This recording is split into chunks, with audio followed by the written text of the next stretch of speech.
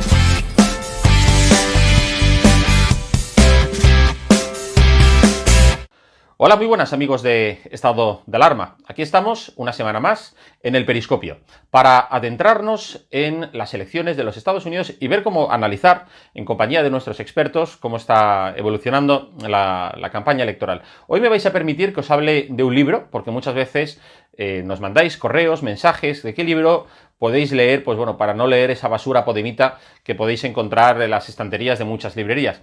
Y por eso quisiera traeros el libro La masa enfurecida, de Douglas Murray. Es un libro muy fácil de leer, que ha salido hace poco, pues tiene poco más de 300 páginas. Él fue el autor de otro título conocido, La extraña muerte de Europa. Y desde luego, pues con este libro vais a descubrir muchos de los mitos que hay sobre la izquierda ideológica, la izquierda política, los progres, como por ejemplo, pues en los años 80, y es una de las cosas que a mí especialmente me han llamado la atención, ya empezaron a, bueno, pues a renovar su discurso con todas las cuestiones de las identidades, bueno, pues tanto de género como raciales, étnicas, de todo tipo. Eso en los 80, antes incluso de que cayese el muro de Berlín y que colapsara la Unión Soviética. Creo que la gente que nos consideramos de corte conservador o liberal, nos dormimos en los laureles, fuimos demasiados autocomplacientes, pensando que la guerra cultural la habíamos ganado porque ideológicamente la izquierda, el comunismo, el socialismo había sido, bueno, pues derrotado. Y sin embargo, pues bueno, aquí estamos, que en esta semana, pues el gobierno español ha propiciado un asalto por la puerta de atrás a la justicia, a la separación de poderes en España, y eso es algo que precisamente en Estados Unidos esta semana ha sido el proceso de designación de la jueza Barrett, que como sabéis es la jueza propuesta por Trump para el Tribunal Supremo, jueza que se ha sometido a las preguntas de todo el mundo en el Senado y todas las cámaras, porque en Estados Unidos, pese a que el presidente proponga pues a una magistrada, al final, bueno, pues hay lo que se llaman los contrapesos o check and balance, que al final hacen que cualquier persona tenga que contar con el respaldo o no de las diferentes instituciones democráticas que hay en los Estados Unidos. Pues bueno, pues para hablar de cómo están las elecciones americanas, hoy tenemos a Rafael Bardají. Rafael Bardají es consultor de estrategia en política internacional, es un verdadero experto de la política de los Estados Unidos y desde luego, bueno, pues creo que mejor análisis que el suyo no podemos tener hoy aquí. Hola Rafael, ¿cómo estás? Pues vamos a ver, Rafael, en estos momentos, ¿cómo ves la situación de la campaña electoral estadounidense? Bueno, yo creo que la prensa en Europa y la española más en concreto hace un reflejo de lo que le gustaría que ocurriera más de lo que está realmente pasando en suelo norteamericano, ¿no?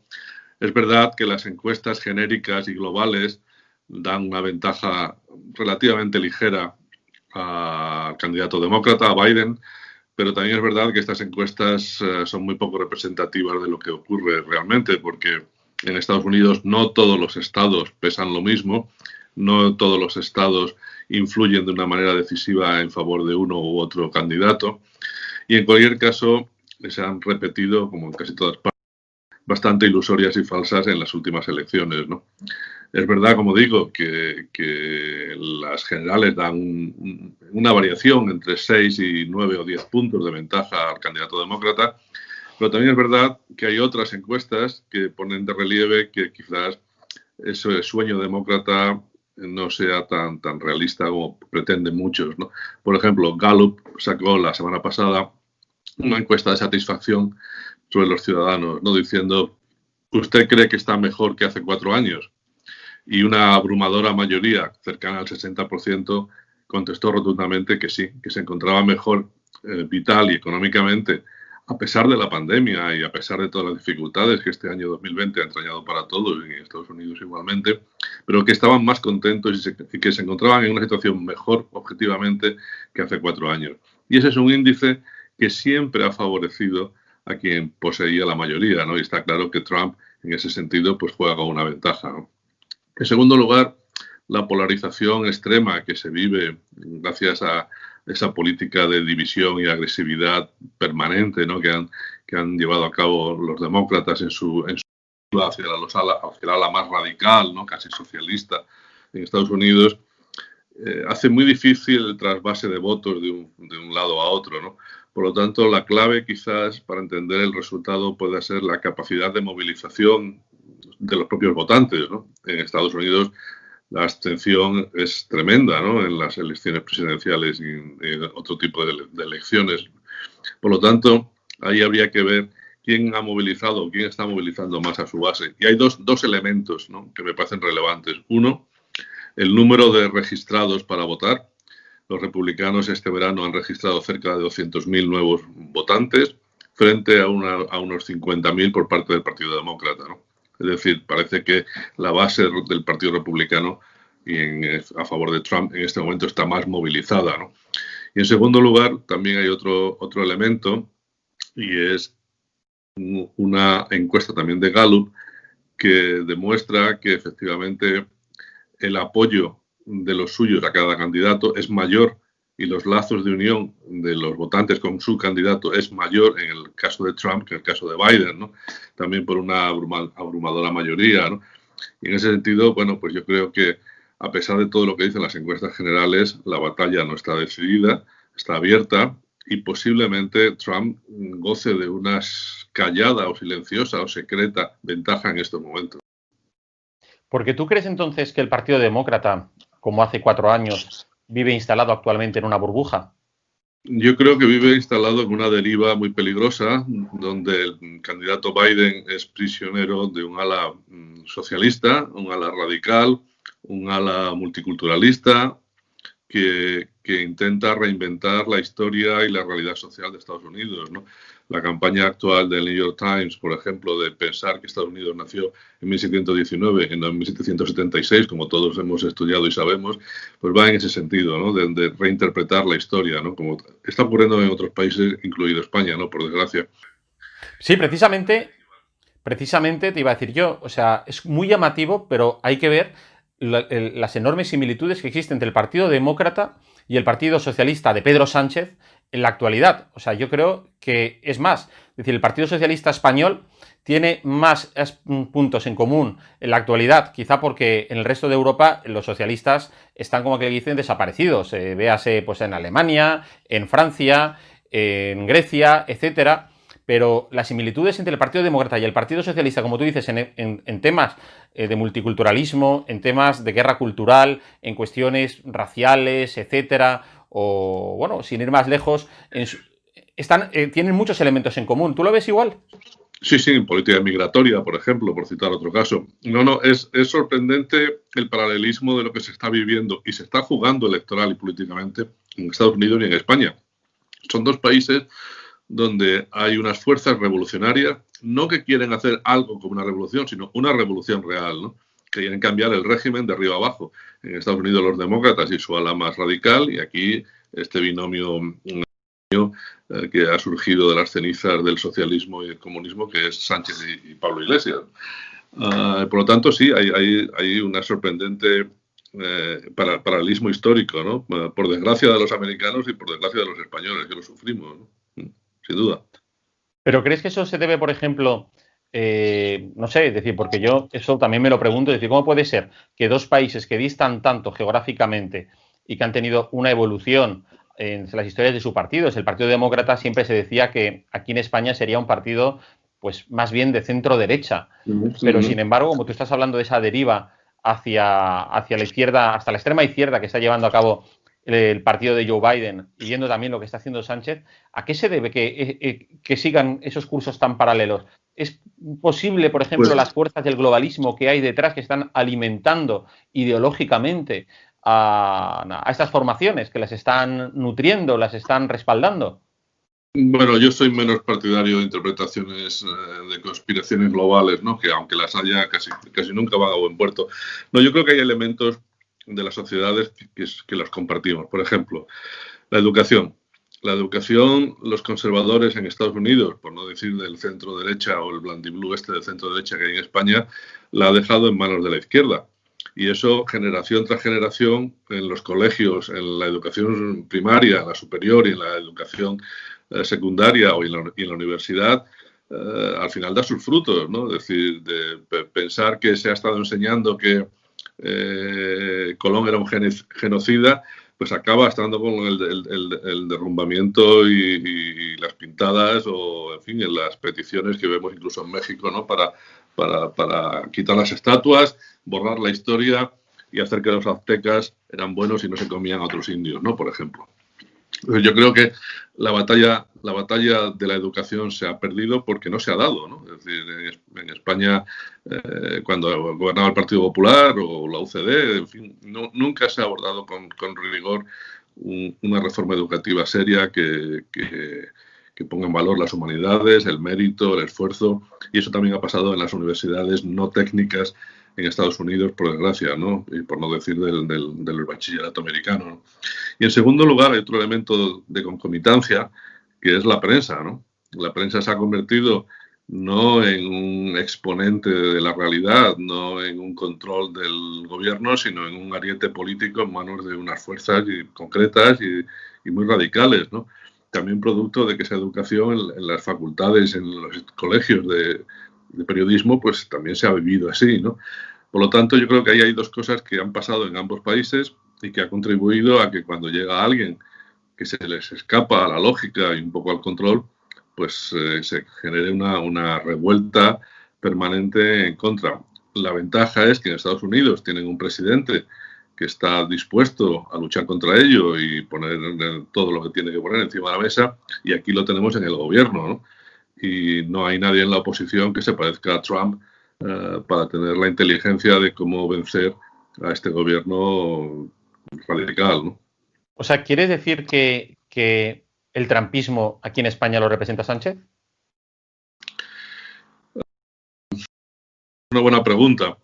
En cierta medida ambos líderes coinciden en muchas cosas en su estilo, pero les diferencia notablemente la base, ¿no? Y es que uno es partidario del individuo y de la libertad y el otro es un dictador bananero Estás hablando, basado en... perdona, que te interrumpa, para que la Sí. gente lo tenga claro. Cuando hablas de que defiende las libertades, estás hablando de Trump, ¿no? De Trump, sí. Mientras que aquí lo que hay es un dictador bananero que quiere ser el rey totalitario de todos los ciudadanos convertidos en súbditos, ¿no? Es decir, el estilo, es decir, el uso de las redes, el uso de la imagen, el uso de ciertos lenguajes es común porque la política pues se globaliza y se parece en muchas cosas, pero son sentidos inversos, ¿no? Y si ponen uno frente al otro sería un choque de tres fundamental, ¿no?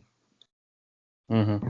Y en ese sentido, por ejemplo, lo que hemos visto esta semana aquí en España, esa pistoletazo o atraco, llamémoslo así, a la justicia por parte del gobierno, tal como está organizado el reparto institucional, la separación de poderes en los Estados Unidos, ¿eso sería viable que el presidente lo intentase llevar a cabo allá en Estados Unidos? Bueno, es decir, el presidente tiene mucha latitud también en Estados Unidos, es decir, el presidente puede nombrar muchos jueces. Lo que ocurre efectivamente es que las instituciones norteamericanas son más fuertes que las instituciones españolas, porque lo que los padres fundadores de la Constitución dejaron claro era que la separación de poder era la única garantía de libertad frente al gobierno, ¿no? La sociedad americana es una sociedad en contra del gobierno, ¿no? Aquella frase de Reagan, que el gobierno es siempre el problema, no la solución, está muy metida en los genes del nacimiento y de la historia de la nación norteamericana, mientras que en España es todo lo contrario. Incluso en la etapa del franquismo se agudiza el estatismo, ¿no? Y la dependencia del Estado papá que viene a salvarte de todo, y de ahí esta mentalidad de subsidio que tenemos los españoles, ¿no? Que lo único que cuando hay problemas lo que más dice la gente es que me ayuden, que me paguen, que me sostengan, en lugar de ponerse en la situación de un americano que dice a dónde me tengo que marchar para poder prosperar con mi familia, ¿no? Entonces yo creo que son muy, muy débiles aquí y por eso es más fácil un golpe de Estado, por así decirlo, encubierto, blando, o una demodura, que es donde realmente estamos marchándonos ahora mismo, ¿no? Es decir, una especie de dictadura encubierta bajo la carcasa de una democracia que siempre ha sido muy más formal que real en España, porque la sociedad civil española no existe, ¿no? Y las instituciones no dependen de una democracia, sino de una partitocracia que las interviene permanentemente en España. Y eso no es así todavía en Estados Unidos, pero podría serlo si los demócratas actuales llegasen al poder. Estoy convencido de que los demócratas pondrían en marcha una agenda de cambio constitucional como la que está llevando a cabo informalmente el gobierno de Sánchez, ¿no? Sí, sí. Oye, ¿y qué crees, qué podemos esperar en Europa de una administración, una nueva administración Trump o una administración de Biden? Bueno, yo creo que si ganara Trump, que es lo que yo desearía y espero que ocurra, los europeos tendrían que reconocer que se han equivocado estos 4 años, que Trump no es una excepción, ¿no? Una irregularidad, sino que representa unas tendencias muy históricas que tienen sus raíces, ¿no? En la política norteamericana, y que realmente lo extraño han sido los Estados Unidos de los últimos años, ¿no? Y eso me gustaría que llevase a replantearse la relación, siendo más acomodaticia y menos confrontacional con Estados Unidos, ¿no? En el caso de Biden, yo estoy convencido de que por mucho que se desee ser una nueva era de relaciones transatlánticas doradas, no va a ser el caso, porque Trump representa unas tendencias que estaban ya ahí, incluso en parte en Obama, ¿no? Y puedes remontarte desde Carter hasta a cualquier presidente del siglo XVII, XVIII, ¿no? La anomalía ha sido los Estados Unidos que hemos tenido tras la Segunda Guerra Mundial, ¿no? Durante toda la Guerra Fría. Y lo que es normal es lo que está sucediendo ahora. Y por lo tanto, mucho quisiera cambiar, que tiene mucho peso la personalidad, ¿no? De los presidentes. También es verdad que tienen unos ciertos frenos, como son los intereses reales, ¿no? De los propios americanos, que no están interesados en este momento en seguir participando ni en conflictos en el mundo, ni sostener a los estados europeos a costa de su erario, ni aceptar clara y gratuitamente que China les robe, ¿no? Como ha estado haciendo en las últimas décadas, ¿no? Por lo tanto, yo creo que tampoco hay que esperar en política exterior un giro súper radical, más bien en el tono, más bien en la narrativa, en los gestos, pero no en el fondo, ¿no? Pero ¿tú crees que realmente Trump ha hecho la política exterior que él quería? Porque claro, a la vista está de lo que hemos leído por ahí de esta gente que le tapaba los informes, le ponía las preguntas, o sea, de una manera ha sido, creo que un líder que no ha, o sea, estaba votado por el pueblo de los Estados Unidos para llevar a cabo su programa, pero ha habido desde dentro, no sé si ha sido ese estado profundo o el establishment de Washington, pero que no le han dejado hacer realmente su política exterior, a mi modo de ver. Sí, tienes razón, ¿no? Es decir, yo creo que él ha estado muy limitado. Primero porque ha tenido muchísimas preocupaciones internas, ¿no? Desde el día uno ha estado cuestionado por una parte importante del establishment, por una parte importante de las fuerzas políticas y por toda la prensa, con lo cual ha tenido que destinar muchísimas energías a luchar contra esos enemigos. Llámale estado profundo, llámale charca o pantano, o llámale lo que quieras, ¿no? Pero es verdad. En segundo lugar, también porque el propio establishment republicano es muy conservador a la hora de cambiar, ¿no? Y entonces, han resistido todo lo posible para que una política menos intervencionista, una política más de America First, ¿no? América primero y lo demás es todo transaccional, no dañara las relaciones históricas establecidas en las últimas décadas con los aliados de Estados Unidos. Dicho lo cual, bueno, pues los planteamientos iniciales de Trump han ido poco a poco calando, ¿no? Es decir, su pulso con China ha dado sus efectos, ¿no? En la relación comercial, que era lo que buscaba. Sus insultos y acercamientos extraños, incomprensibles para muchos, con el líder norcoreano, no ha conseguido del todo la desnuclearización, pero está claro que ha puesto a Corea del Norte en una situación más complicada, ¿no? Respecto al resto de países, bueno, pues ha renegociado los acuerdos de libre comercio con México y Canadá. En fin, yo creo que desde el punto de vista con el que llegó a la presidencia, que es los intereses de los americanos y América primero, ha ido poniendo sus ladrillitos y sus pasos en la dirección que él quería, ¿no?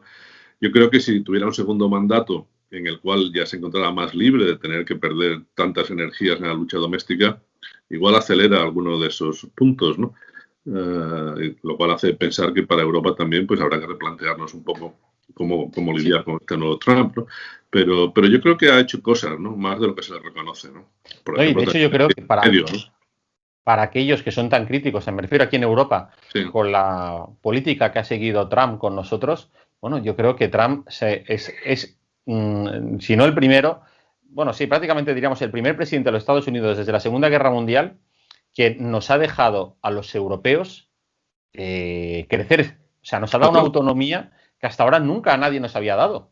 Sí, sin duda. Sí, si yo dijera que la política regional de Trump es como la de Carter, me colgaría, pero es la realidad. Lo que Trump quiere es que los actores regionales tomen las riendas de su propio destino, ¿no?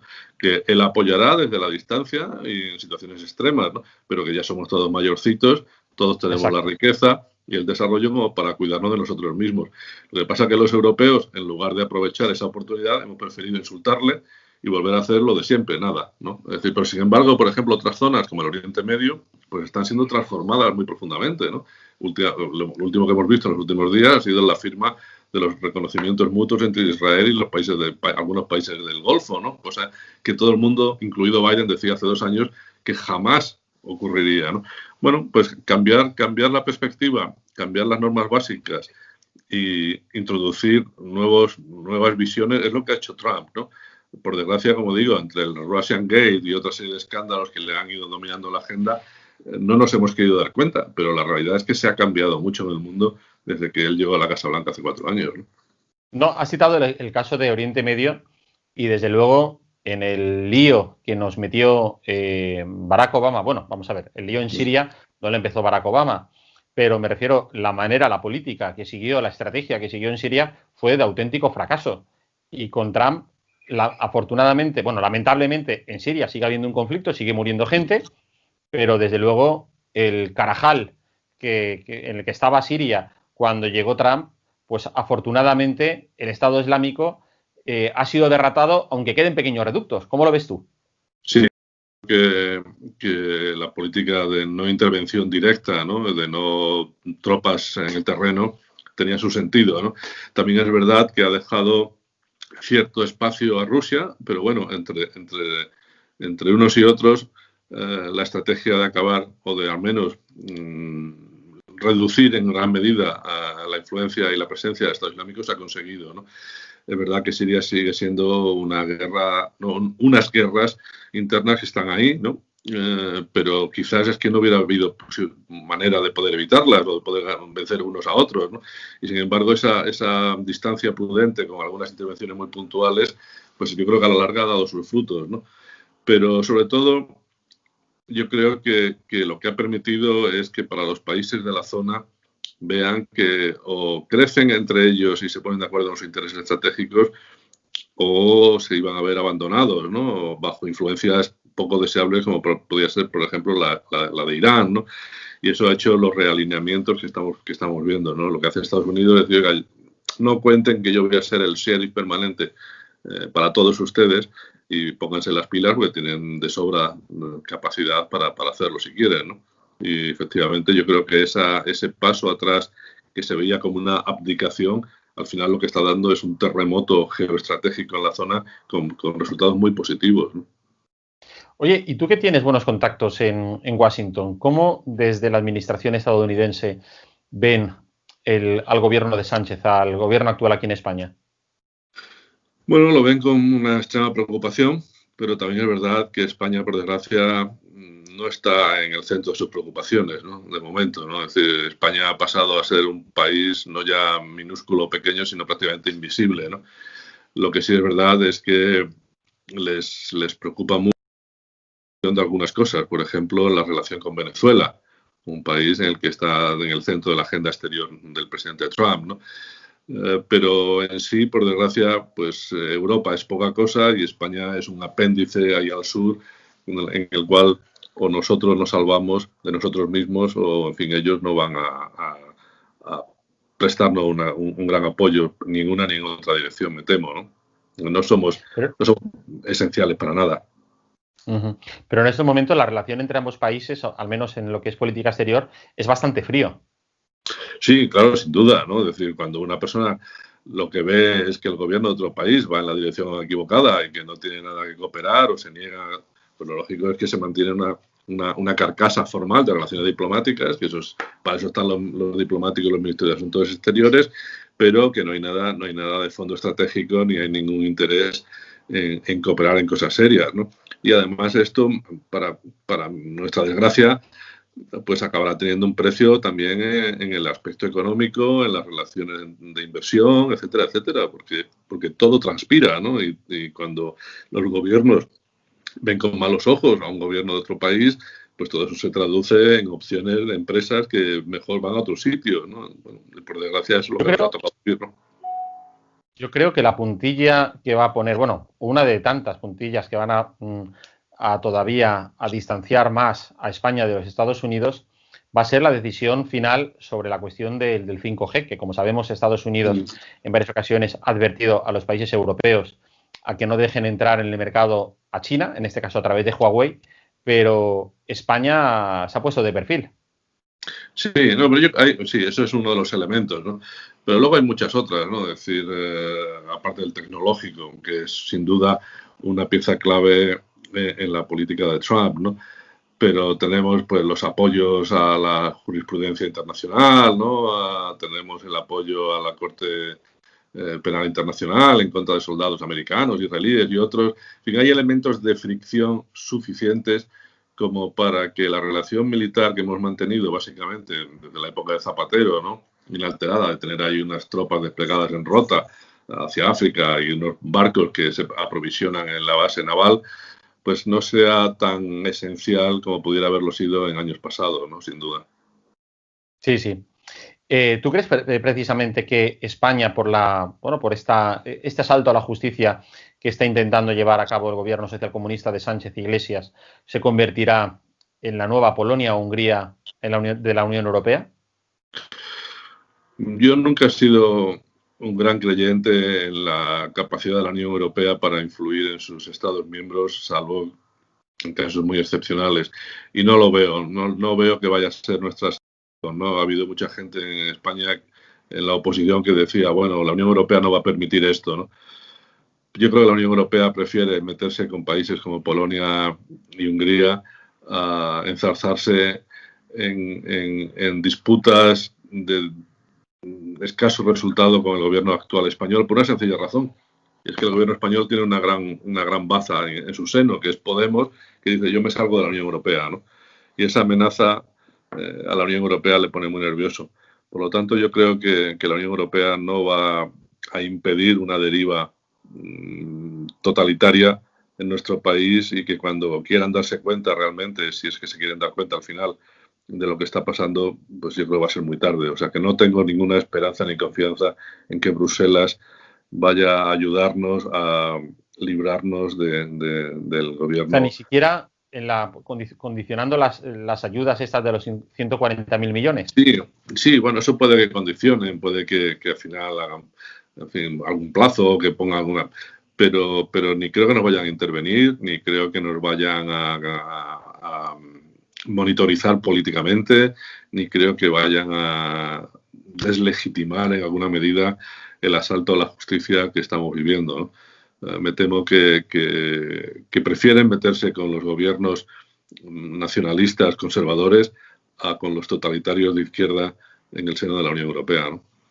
Curioso, porque el socialismo dentro del Parlamento Europeo, vamos, es en este momento, no sé si ya no es ni el segundo grupo. Sí, sin duda, ¿no?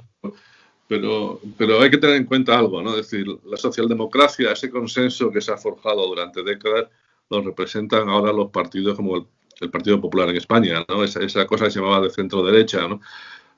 Y los partidos socialistas han pasado a ser los partidos comunistas, y los partidos comunistas los partidos revolucionarios latinoamericanos, ¿no? Y esa evolución todavía no se ha plasmado, gracias a Dios, en el Parlamento y en las instituciones europeas, ¿no?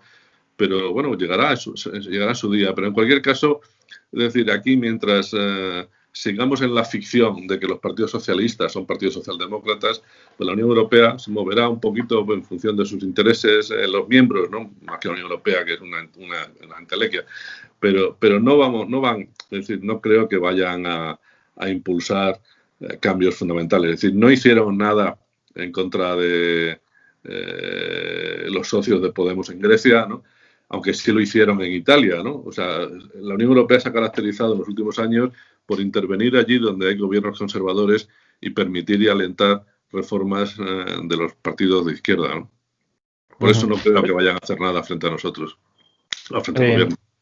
Rafael, y una última cuestión. Esta semana, el gobernador del estado de Nueva York, Andrew Cuomo, ha publicado, pues está en las librerías de todos los Estados Unidos, y quien quiera comprarlo por internet también puede hacerlo, un libro precisamente que se llama Lecciones de liderazgo en tiempos de pandemia.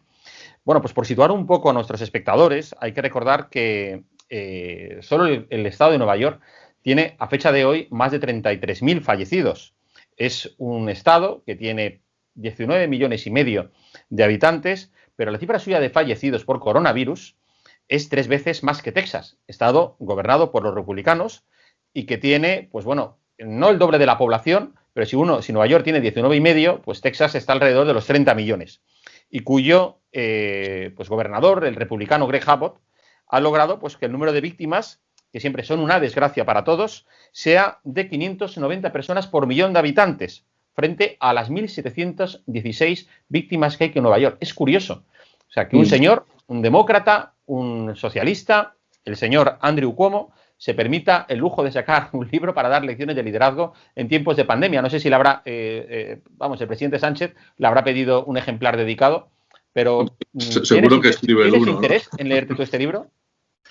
Bueno, yo creo que siempre es bueno leer los libros, ¿no? Es decir, de adversarios y de aliados, ¿no?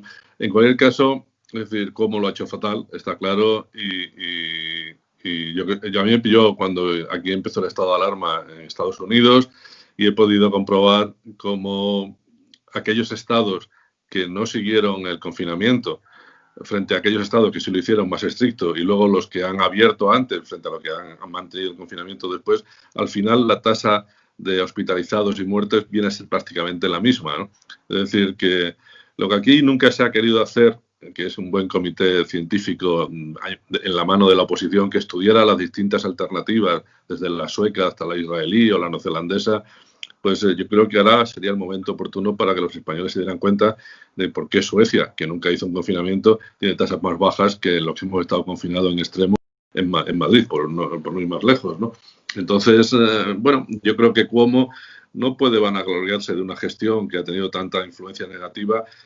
Por desgracia, Nueva York sigue siendo una ciudad fantasma, como lo es el centro de Madrid en estos días.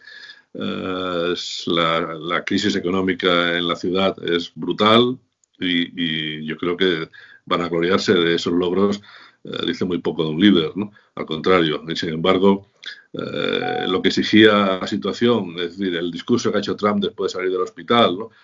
No tengan miedo al virus, no dejen que les domine la vida, bueno, pues me parece más positivo de lo que se estaba oyendo en muchos países, incluido el nuestro, por desgracia, ¿no? Sin duda alguna. Rafael Bardají, ha sido un verdadero placer tenerte hoy aquí con todos nosotros en el espacio del Periscopio de Estado de Alarma. Y bueno, pues vamos a ver lo que nos deparan las próximas semanas antes del 3 de noviembre. Muchísimas gracias y ha sido un placer. Venga, hasta otra ocasión. Hasta luego. Y a todos vosotros, amigos de Estado de Alarma, recordaros que nos vemos en 7 días aquí en el programa del Periscopio para seguir analizando las elecciones en los Estados Unidos. Hasta luego.